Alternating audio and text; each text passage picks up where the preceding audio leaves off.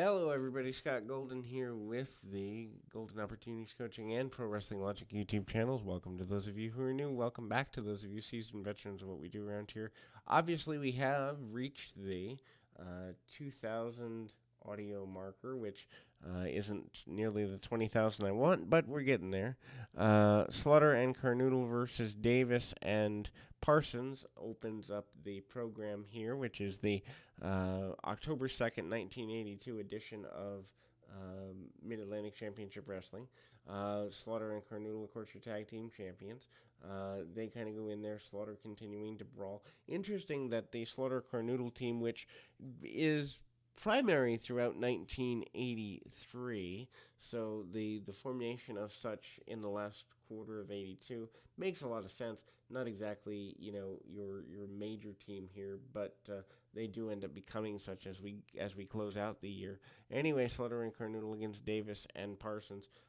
They're already your tag team champions, so that's kind of there.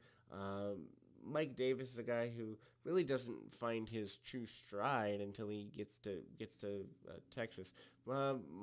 Parsons, who ends up actually doing quite well with a catch style wrestling deal there, and then they cut the ring off, do Slaughter and Car Noodle for the next couple of minutes, and also they kind of do the gut wrench across the knee. Slaughter hikes the man up and across the knee of his own partner. They also kind of do a modified demolition doomsday device across the shoulder type maneuver instead of across the knee. So, that's there as well. Parsons takes the majority of punishment for his team, which I'm not necessarily sure is what everyone expected, but it is what it is as far as things go there. And Davis comes in, bumps around Car Noodle a little bit, although that's very short term in terms of kind of where things are going. Car Noodle also manages to get a couple of shots in and deeper, more brawling and basic stuff there.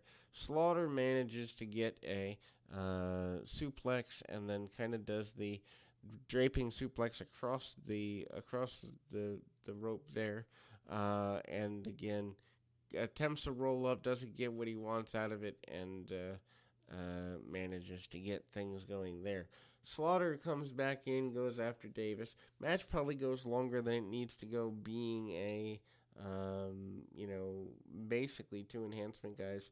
They get almost 10 minutes out of it. Slaughter and Car Noodle do get the victory, of course, as your tag team champions going forward here.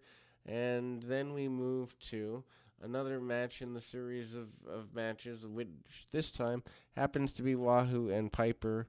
I'm sorry, wrong league. Youngblood and Steamboat versus Timms and Alexander. I've got my notes open here for several weeks. And again, Roddy Piper being a babyface, still new and certainly something that the fans are willing to buy, but at the same time still new from that perspective. This is a very strong tag team territory, and that shows here. Wahoo and Piper coming together just seems odd because it wasn't that long ago that Piper was trying to take him out, and but Youngblood and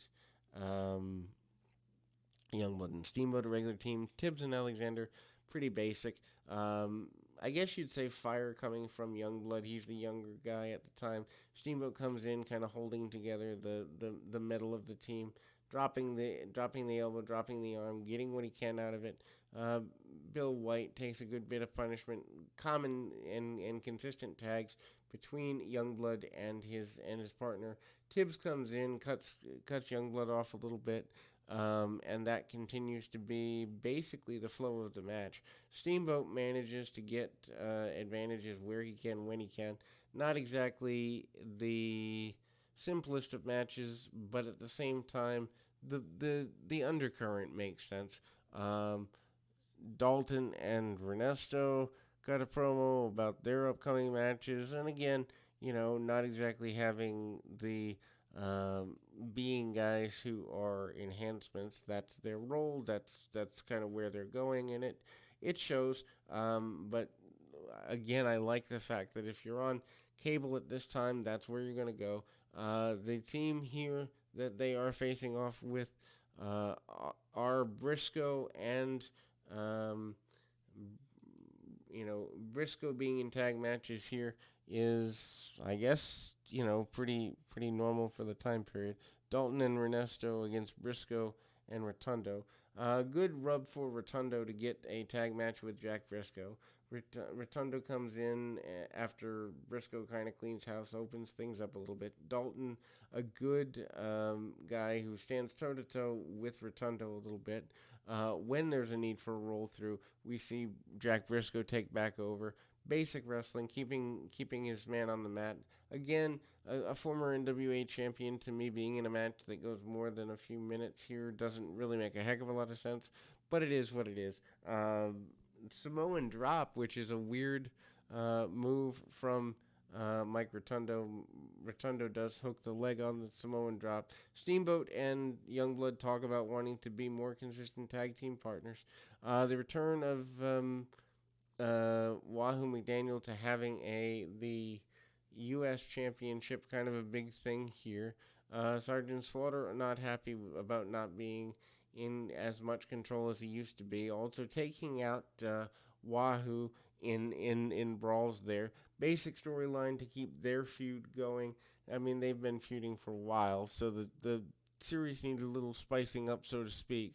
Then we see Keith Larson facing off against, in this particular case, Dory Funk Jr., the $100,000 challenge still in place. Larson getting the opportunity, obviously, there to build up Dory Funk Jr. as a threat and just show his acumen and style. Not that the Carolina fans didn't know, but you got to remember, having a guy who is through every few years a pretty major deal, but a former NWA champion of a different sort, the 70s versus the 80s, kind of there. We see Dory Funk Jr. locking up on the headlock, trying to cinch up, also getting the European uppercuts that he's known for. Larson does fight back with him, which is interesting because Larson is in the enhancement role. Suplex by Funk, and he allows Larson to come out the back door, letting the match remain somewhat competitive. Is interesting in one regard in terms of allowing things to keep going. The spinning toe hold is a thing, and Funk basically abuses his man post-match. This causes Mike Rotundo to come out. Rotundo eventually going to go at it with Dory Funk, which is phenomenal for Funk, or for Rotundo at the time. Rotundo, of course, comes out and basically says he wants to fight whomever and go at it. There is a Ron Ritchie and Pork Chop Cash promo. They're talking about Leroy Brown. They're talking about wanting to team together more. Basically, local area promos, basic stuff. Then we move to another tag team match. Tag team heavy this week here on Mid-Atlantic, and that is Ron Ritchie and Pork Chop Cash against Valentine and Joe Leduc. Valentine, obviously, your technician. Leduc, still a member of the House of Humperdinck, going at it with, wherever he can and whatever he can. Leduc, beautiful with forearms and other strikes. Ritchie not exactly able to hang with his adversary there, and Pork Chop Cash kind of getting tied up a little bit there. The heels cutting the ring off for the majority of the contest. Valentine eventually gets the figure 4 on Ron Ritchie and gets the victory, as one would expect. That is after a gut-wrench suplex. Also, Leduc has picked up the television championship. House of Humperdinck is on a roll, and Leduc actually busts himself open during a promo. Paul Jones also part of that stable and continues to dress well in a suit. Heels get a good bit of interview time, as is to be expected here. We'll be back with more right after this.